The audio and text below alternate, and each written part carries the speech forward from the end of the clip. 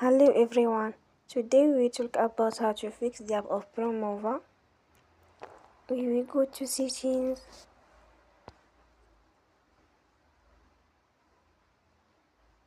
then we click on apps. After that you will search the app Promova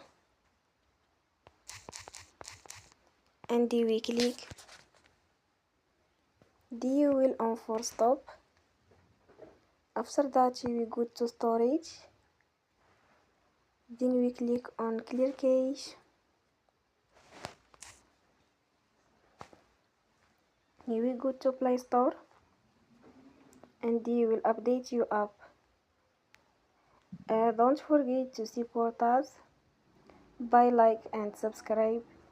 See you next time and thank you for watching.